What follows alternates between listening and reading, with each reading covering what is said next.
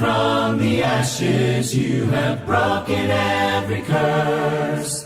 Blessed Redeemer, you have set this captive free.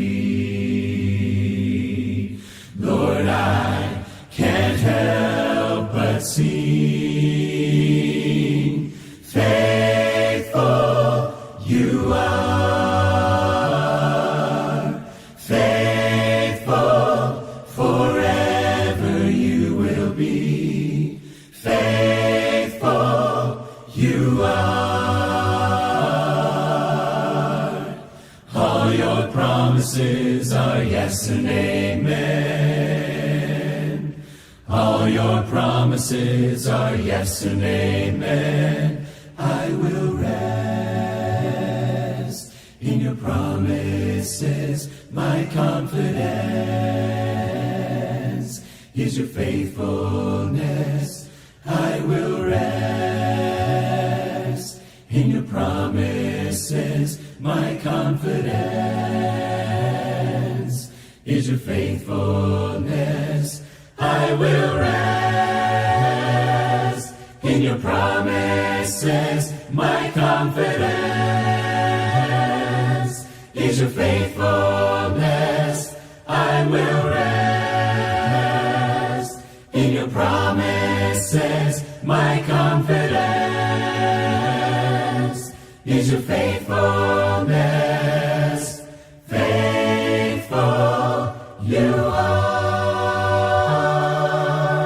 faithful forever you will be. Faithful you are. All your promises are yes and amen. All your promises are yes and amen. Who am I that the highest King would welcome me? I was lost, but he brought me in. Oh, his love for me. Oh, his love for me. Who the Son sets free, oh, is free indeed. I'm a child of God. Yes, I am. Free at last he has ransomed me. His grace runs deep. While I was a slave to sin, Jesus died for me. Yes, he died for me. Who the Son sets free, oh, is free indeed. I'm a child of God. Yes, I am. In my Father's house, there's a place for me. I'm a child of God. Yes, I am. I am chosen, not forsaken. I am who you say I am. You are for me, not against me. I am who you say I am. I am chosen, not forsaken. I am who you say I am. You are for me, not against me. I am who you say I am. Oh, I am who you say I am. Who the Son sets free, oh, is free indeed. I'm a child of God. Yes, I am. In my Father's house, there's a place for me. I'm a child of God. Yes, I am. In my Father's house, there's a place for me. I'm a child of God. Yes, I am.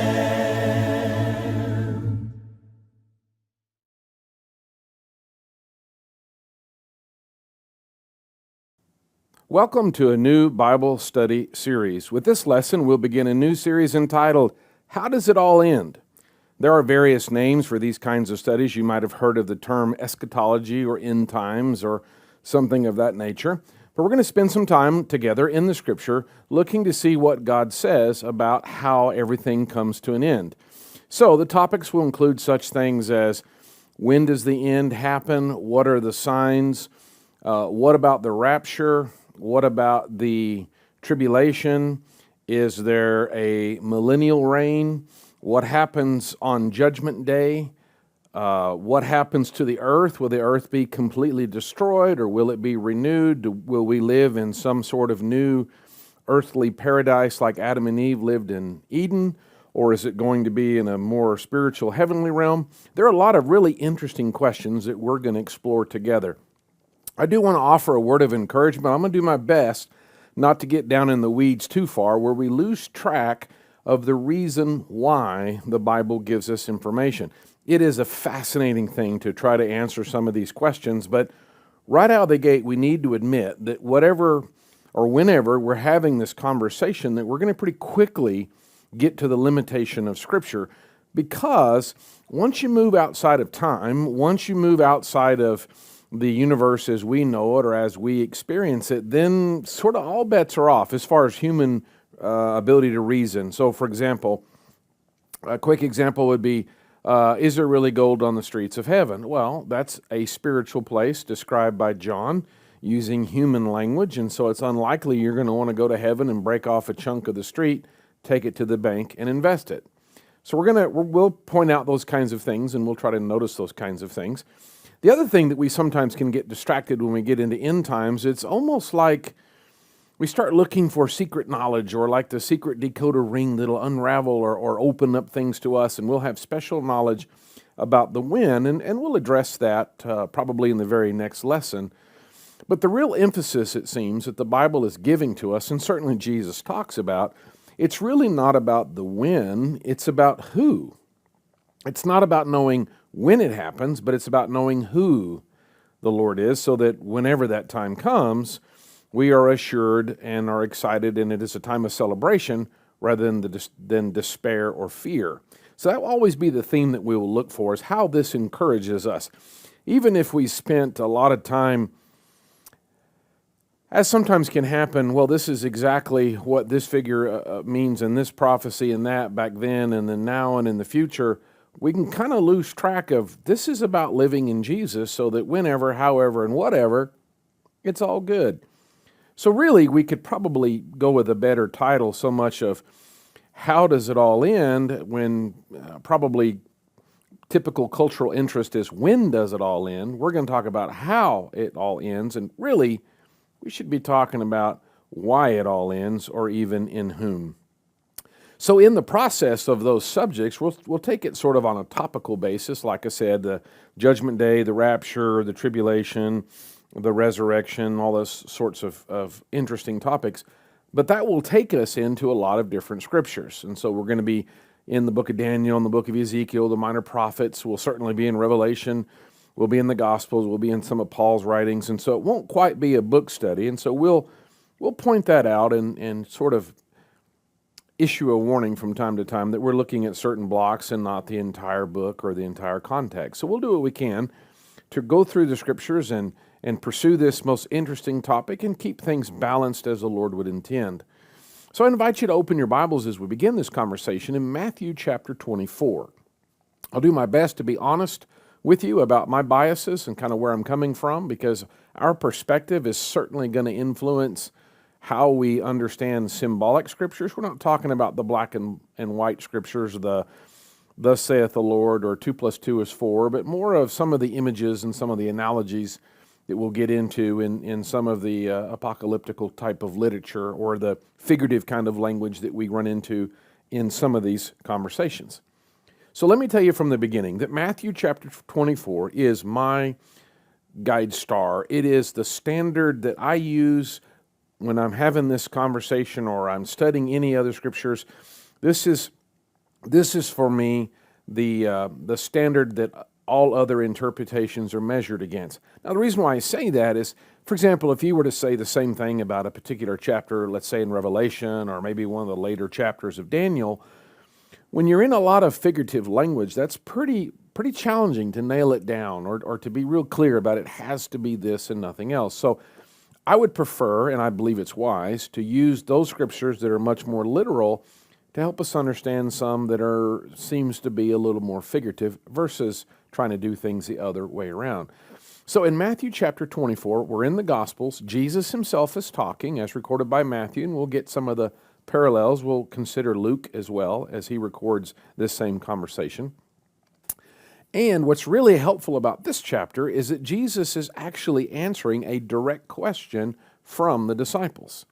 And so the things that are said, the principles, the theme, the overarching truth here is going to help us understand many, many things. Let me show you an example. So deep in Matthew chapter 24, we'll get to it in time, but we'll ricochet off of it in this lesson just to give you that example.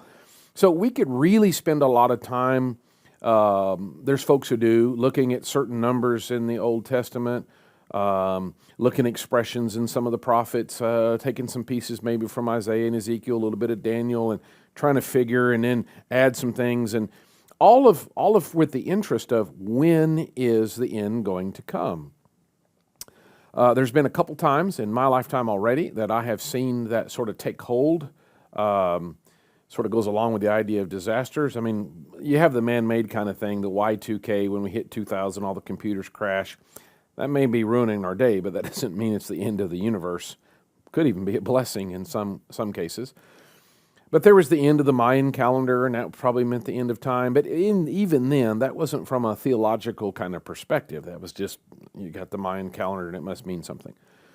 The first time I remember it was in 1988, and there were some folks that were looking at signs and numbers and filling in verses and saying that all this meant, and I don't remember the month. It had to have been in early May because of the connection that I had with it. And so it was advertised, it was 1988, here's the end, here's the reasons why, here's the verses. And of course, this is not 1988, this is 2023, so obviously somebody is swinging a miss, right?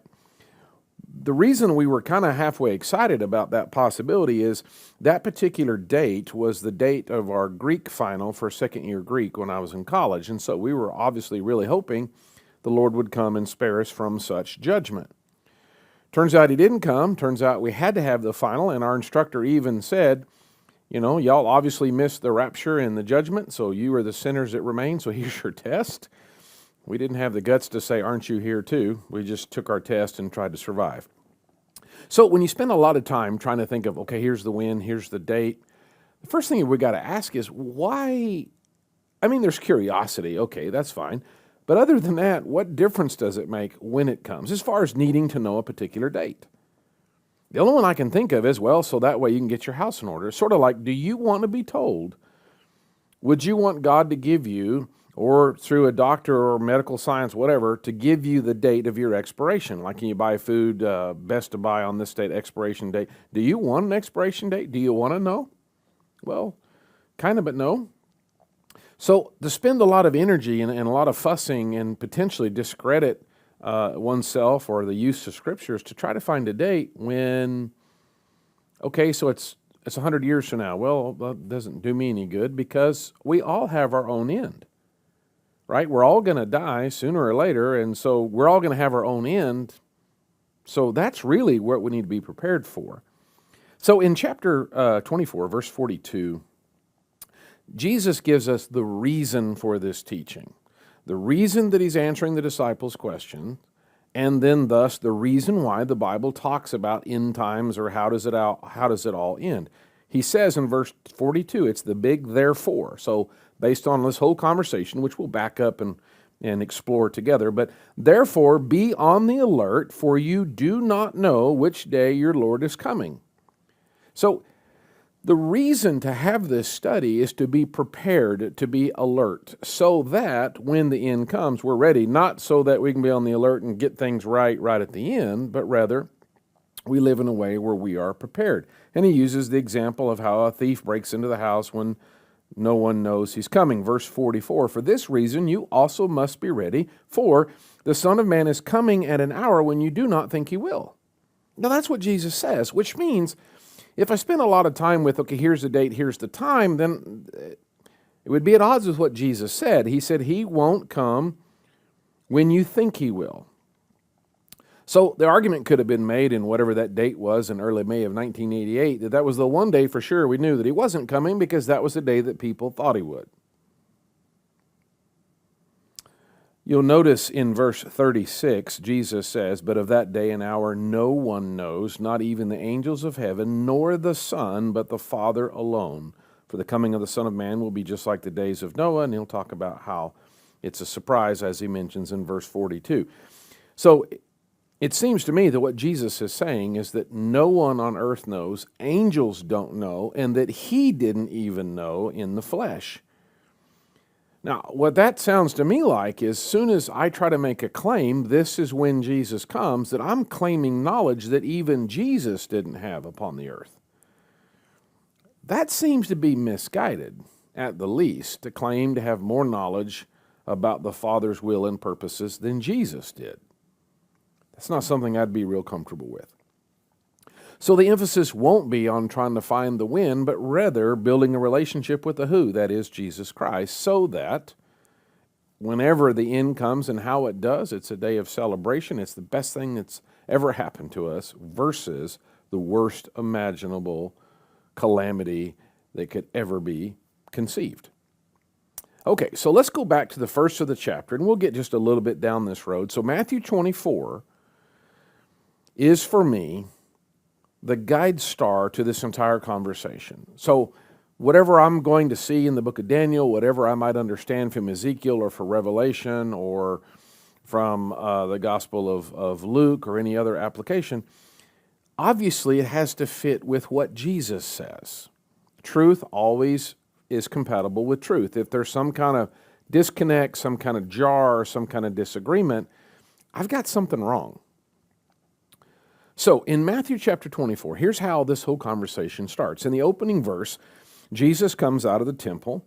This is toward the end of his ministry. His betrayal, arrest, and crucifixion and resurrection is looming. He's just had a big conversation in Jerusalem. He's just in the last few verses of chapter 23 lamented over Jerusalem because of their rejection and the price that they will pay because of that, the consequences of that.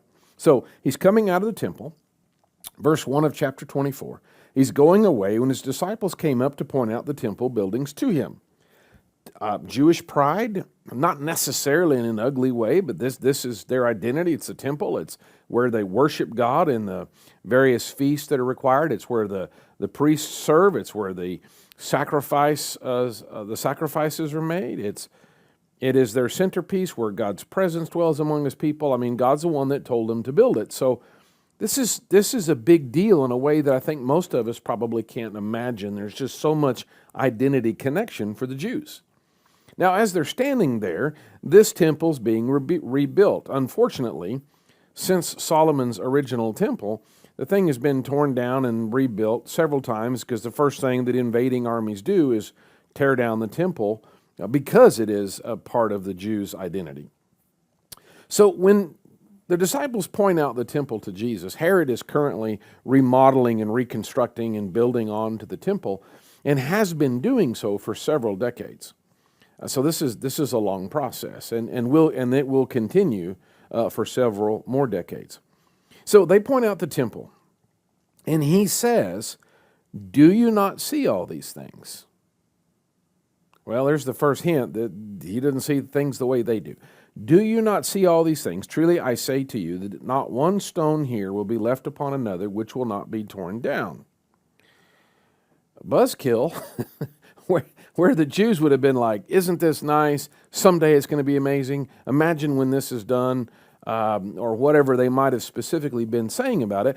Whatever positive things they're saying, Jesus goes, "Yeah, well, you see all this? Well, it's all going to be destroyed." Okay. So one, that's not something they would have expected. But again, from the Jewish identity perspective, this would have been shocking because what do you do without a temple? Just like the Jews today who have rejected Jesus and insist on continuing to be Jews. You cannot fulfill the law without the temple. Where do you have the sacrifices for sin? How do you gather for the required feasts of the Old Testament or the law? You can't do any of those things without the temple. Well, we know from history that in AD 70, Rome is going to come and they're going to sack Jerusalem, they're going to put down the rebellion, and they're going to destroy the temple. And that's going to create several interesting shockwaves in Judaism. Way back in Matthew chapter 3, Jesus talked about, or John the Baptist rather, talked about the axe being laid at the root of the trees for those who say, we are Jews, that we are Abraham's descendants. Already John's talking about that day is going to pass when it's not going to matter whether you're related to Abraham if you carry his DNA or not. It's going to be about our faith and our walk with the Lord. Well, the only way you can be a Jew, let me back up. So the only way, as I've already said, the only way that you can practice Judaism or keep the law is if you have a temple. The only way that you can be a Jew, the only way you can be a Jew is if you are a literal DNA descendant of Abraham. Now, you can be a proselyte, that's something else. But to be a Jew, you have to be born in the lineage of Abraham. Well, the genealogical records, the family records of the Jews were kept in the temple. So when the temple is destroyed, not only do you not have the ability to keep the law in many important facets, but number two, you no longer have any proof whether or not you're related to Abraham. That poofs, that goes away, that disappears. So that will leave the Jews unanchored. It will leave them adrift in their ability to continue in the old law, which sure seems like the wisdom of God, as John was prophesying in Matthew 3 about the axe laid at the root of the trees, that he's moving them away from, making it clear this is not about Abraham, this is about Jesus. Well, one of the interesting things that Jesus says is that not one stone will be left upon another, which is a pretty interesting and very specific statement to make. Because if an invading army is going to come in and they're going to tear up your city, they're going to knock a hole in the wall. That's how they're going to come in. They might knock a few more holes in the wall so that it can't keep you safe anymore. And you're going to burn various buildings. You're going to break into things. You're going to break down doors. You're going to knock holes in walls. Even if you took the time to collapse a building, and remember, they're not going to have a B-52 with bombers. They're not going to have the explosive charges to just demolish a building. They can't put a bunch of sticks of TNT, push the handle, and then collapse the building. They're going to do this by hand. You're talking about battering rams. You're talking about sledgehammers. You're talking about a whole lot of work. There's no reason to do that. If you've killed everybody in the town and you've knocked a few holes in the walls and you've burned everything that can burn, call it destroyed, good enough. But to take the time to not only demolish a building, but to separate every single stone is ridiculous. It's completely unneeded. It's completely unnecessary. There's no reason to do that. So Jesus saying something this specific as a promise in a prophecy is amazing. Well, it turns out when the Romans did sack Rome and when they did destroy the temple, that they were looking for riches and just assumed the Jews had a tremendous amount of gold that was hidden. And as you read the history, Jerusalem was in siege for a number of months, and so the inhabitants of Jerusalem quite literally were starving to death. And so by the time the Romans come in, everything of any value, they've had plenty of time to hide it, they've had plenty of time to eat whatever they could find to eat, and so on. So somehow or other, apparently a rumor got started among the Romans that the Jews had hid their treasures in between the stones in carved out voids in the walls. Well, they didn't find any treasure, so that must be what it is. It must be hidden, and so the Romans set about separating every stone looking for the treasure, fulfilling exactly what Jesus said would happen, which is really out of the norm. For sure, when Jesus says this, however, it's saying, it's a message to the disciples that not only, you see this temple you're all excited about, the one you're impressed with, and all the glitz and how this is, our identity. It's going away. It's going to be destroyed. It's going to be completely destroyed. It's not like a fresh coat of paint and everything's fine. I mean, it's gone. Reduced literally to a pile of rubble. And then over the years, the stones have been moved and used in other parts of the construction around the city. And so you don't even have a pile of stones there. Interestingly enough, as a side note, God has allowed the Islams to build a mosque on the temple foundation, which has been there now over 1,000 years, which has further complicated things for the Jews because they can't even rebuild the temple because there's a mosque in the way, so they're going to have to get rid of that by going into that kind of war. And so it's interesting how God has not only allowed the temple to be destroyed, which it has been several times before and has been rebuilt several times, but this time he allowed something to be built on it, which is a pretty effective roadblock for any reconstruction or rebuilding it. As Israel becomes a nation after World War II, that would have been an excellent time for a temple to be rebuilt, but there's set the mosque, blocking that, almost as if God knew that was coming, and he's keeping the message very clear that it's not about Abraham, it's about Jesus. So a shocking answer, to say the least, one that would have blown their hair back, raised their eyebrows, and given them something to ponder like, how can this be? It has happened in their history before, and it comes with great judgments like Babylon coming or those kinds of things in the Old Testament.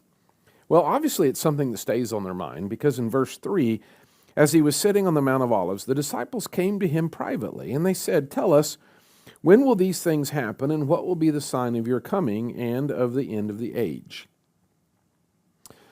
Now, depending on how you read this and where you allow the commas or the pauses to be in the sentence, the disciples are asking a question that has 2 or 3 parts. When will these things happen? What will be the sign of your coming and the end of the age? 3 different phrases are used. Now, I think it's fair to assume that the disciples probably thought they were asking one question in 3 different ways. Given how we've seen them struggle with Jesus is going to establish a physical kingdom and it's all about that, you could see where it seems reasonable that they could think, well, if that's happening, then it's all over, because that's the only reason why God would allow that.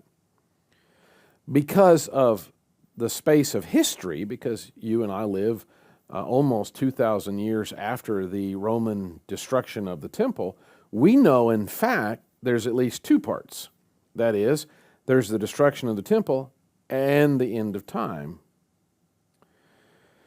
So when they ask the question, tell us, when will these things happen? Well, these refers to the previous sentence, that is in verse 2, that when one stone will not be left upon another, that the temple will be completely destroyed. So we can then insert, their question is, when will the temple be destroyed, and when is your coming in the end of all things, or all time, end of the age? So finally we're going to reduce this to a 2-part question, because we'll see as we work through the chapter that when Jesus comes again, it's the end. They assumed all 3 were the same. What we know, because of the space of history, we know there's the destruction of the temple and the end of all things. Jesus' coming brings final judgment, end of all times. And we'll explore that as we go along the way. But let's work with that assumption for now.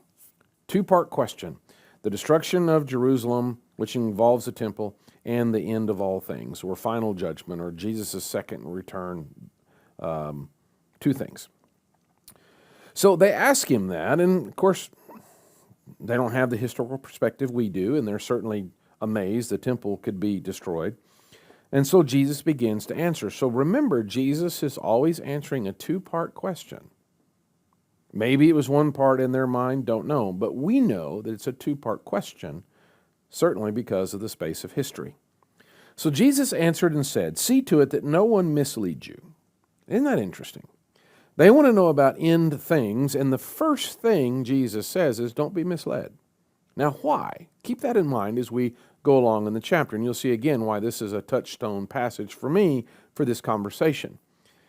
Because if he's saying, don't let somebody mislead you on exactly when it's going to be, don't misunderstand the dates, don't misread the numbers, but what he said in the chapter is, it's about being ready.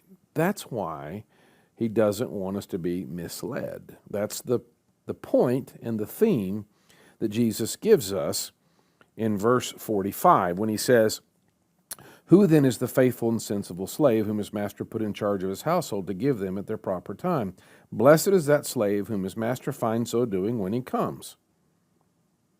So the point is, be a faithful servant. That's how he ends this conversation in the final paragraph of the chapter. It's about serving faithfully so that whenever the end comes, we're faithfully serving. So the first thing he says is, don't be misled. So don't get off of, in any way, any idea that would move us away from serving faithfully no matter what. That seems to be his major point. See to it that no one misleads you. For many will come in my name, saying, I am the Christ, and will mislead many. You will be hearing of wars and rumors of wars. See that you're not frightened, for those things must take place. That is not yet the end. There were, even before Jesus, there were afterwards. Gamaliel talks about that in the book of Acts in about chapter 4, about how there's one who went out in the wilderness and claimed to be the Messiah. That happens shortly thereafter, after Jesus ascends into heaven. And it's certainly happened many times since. There's the group that went to South America and drank the Kool-Aid. There's the Waco, Texas, David Koresh. There's been and continues to be those who would claim to be the Christ. So he warns them, don't let somebody claim that and mislead you. And then he talks about when you hear about wars and rumors of wars, don't let that frighten you. Not because wars aren't frightening, but whether or not a war means it's the end of all things. Even in recent modern history, World War I was called the Great War because with it was an understanding it would be the war that would end all wars. Sadly, it did not. But at least in modern history, it's the first time that many nations around the world got involved in that war, and there were people who said, obviously, this is the end. And then the same kind of thing was said in World War II. And it seems like every time there's some kind of war or serious disturbance or conflict or problem in the Middle East, it creates the same kind of, this must be the end. What Jesus says to them has been borne out in history, in the space of history, because how many wars have happened since Jesus said this? Or in the last 2,000 years, how many wars has there been? I haven't taken the time to research it. I just know there's a lot, right? We can think of a half a dozen pretty quickly between World War I and World War II, just that we're involved in as America. We've got the Revolutionary War, the War of 1812. We've got the Civil War. We got World War I, World War II. We've got Vietnam. We've got Korea. We've got Desert Storm. We've got Enduring Freedom, I think was the name of it. We've got Afghanistan. You got all kinds of places where people are trying to kill each other. So Jesus says, don't let that frighten you in the sense of, oh no, this is the end of all things. He goes on to say in verse 7, for nation will rise against nation and kingdom against kingdom, and in various places there will be famines and earthquakes. But all these things are merely the beginning of birth pangs. See, if you're talking about being frightened, it's an interesting image because, especially if you're talking to new parents expecting their first baby, is all the Braxton Hicks or are you in labor or you're not in labor. Boy, that's all high energy because, oh no, I'm in pain, and oh no, do I get the suitcase, do I get car going? Because you don't want to have the baby in the living room, right, or in the car on the way to the hospital. So there's all this excitement in trying to understand, what does this mean? Is this a sign? Should we go to the hospital or what? So Jesus paints a picture that we're probably familiar with, that sometimes religious folk can get all kind of, oh no, and kind of get in that panic like a new expectant father running around in the living room screaming and hollering because his wife is in pain and they don't know if it's the true, sure enough, labor baby's coming or what. So the first thing Jesus says is don't be frightened, because this kind of stuff, he says, is normal. It is sadly the consequences of living in a broken world. We're going to continue to have war because mankind is going to continue to want to poke sticks in each other's eyes. That's our broken nature. Number two, there are going to be famines and earthquakes. There's going to be unstable and unsettled weather because the world has also been damaged. The world also is broken. Not only were Adam and Eve kicked out of Eden, and God said, now you'll work the fields by the sweat of your brow, and it'll yield thorns and thistles. So that's a dramatic change in the ecology of the world because of sin. If that weren't enough, the flood would have had a drastic effect on global weather. You want to talk about climate change, a global flood would dramatically change the climate in all kinds of evidential and unimaginable ways. So we don't live on the same planet that God created. Well, the planet's not in the same condition as it was when God created it for Adam and Eve. So broken people will do damaging things, and a broken created order will also do damaging things. So wars, famines, earthquakes. So you got man-made disasters and natural, what we call natural disasters, hurricanes, tornadoes, wildfires, drought, all those things is going to continue to happen. In Jesus' day, he promised there'd be earthquakes and famines and such, and we experience it even now. We could take a little sidebar here. I'll just mention this for a thought project, but there are numerous times throughout the Old Testament where God says that he will bless or punish those who are faithful or those who are rebellious. And that includes the weather. So, for example, God gave the vision to Pharaoh and gave Joseph the ability to interpret it, that there would be 7 years of plenty followed by 7 years of famine. That's pretty tremendous weather change. 7 years of plenty is going to mean lots of rain at the right time, cool temperatures, all that sort of stuff. And then 7 years of drought means no rain. So that's a dramatic change in the weather. And it will be, in that case, we know, specifically to move Isaac or Israel and the brothers, so Jacob and his sons, from the land of Canaan down into Egypt for their time of sojourn, where Joseph would be able to protect them as the right-hand man to Pharaoh. So God moves the migration of Abraham's descendants in fulfillment of the promise and moves them back to the promised land. And the way he does that, the tool he uses is the weather. God is the master of all things. When Jesus stilled the storm, the disciples said, "Who is this that even the wind and the sea obey his voice?" So God is going to work in man-made disasters. He's going to allow the brokenness of humanity to bring about his purposes, and he's going to allow and work in the brokenness of the created order or the universe to bring about his purposes. So Jesus says, look, I'm telling you this ahead of time. This is how life is going to be on planet Earth. So if we're in the middle of a war, it's bad, and it could bring our own personal end. But a war, even in our home country, that's bad. It's dark. It's evil. But that doesn't mean necessarily that that's the end of all things. It may be the end of our nation. It may be the end of this culture. It may be the end of these people. But that isn't necessarily the sign of the end of all things. Jesus' message is one of faith, of confidence, of don't be frightened, don't be worried. It's all going to be okay. Let me just mention the next part of the first of the next paragraph. In verse 9, he says, "Then they will deliver you to tribulation." So one of the things we'll discuss in our next lesson is the Great Tribulation or the tribulation.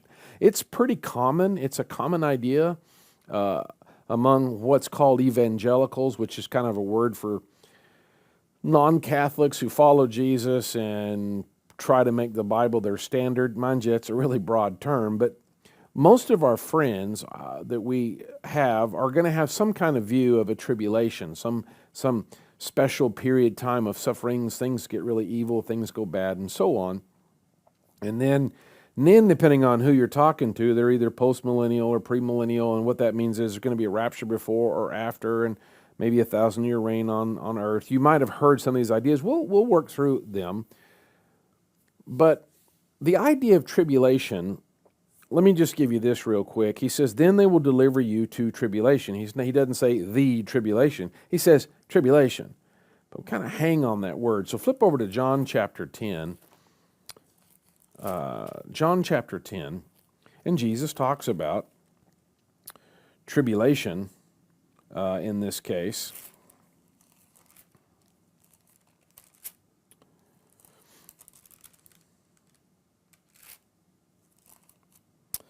John 16, I'm not sure why I was thinking John 10. So John, the Gospel of John, chapter 16. He's talking about what he's going to endure and how he's not going to be with them. And so the disciples, verse 20, oh, you're speaking in plain speech. We believe that you came from God. Verse 31, Jesus answered, do you now believe? Behold, an hour is coming and has already come for you to be scattered each to his own home and to leave me alone. And yet I'm not alone because the Father is with me. Listen to verse 33. These things I have spoken to you so that in me you may have peace. In the world you have tribulation. But take courage, I have overcome the world. So let's talk about that in the next lesson. Is there a tribulation scene piece? Or is he talking about, like the wars and the famines, that's how it is. There's always going to be tribulation. So we'll talk more about the terms of premillennial, postmillennial, and I'm going to tell you right now, I'm a panmillennial. I learned that word a long time ago. I really appreciate, because normally you're talking about, is the rapture before the tribulation, after tribulation, how's the 1,000-year reign work? What I like about being a panmillennial is I believe that if we are in Jesus Christ, it'll all pan out in the end. It's going to be just fine. And that, I believe, we'll be able to see clearly is the message and the point Jesus makes in Matthew chapter 24. So will there be a tribulation? We'll see. We'll talk about that in the very next lesson. The ground began to shake, the stone was rolled away. His perfect love could not be overcome. Now death, where is your sting? Our resurrected King has rendered you defeated. Forever he is glorified. Forever he is lifted high. Forever he is risen. He is alive. He is alive.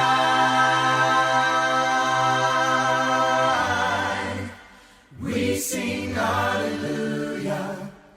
We sing hallelujah. We sing hallelujah.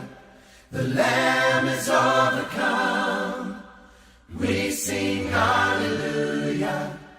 We sing hallelujah. We sing hallelujah. The Lamb is overcome. Forever he is glorified. Forever he is lifted high. Forever he is risen. He is alive. He is alive. He is alive.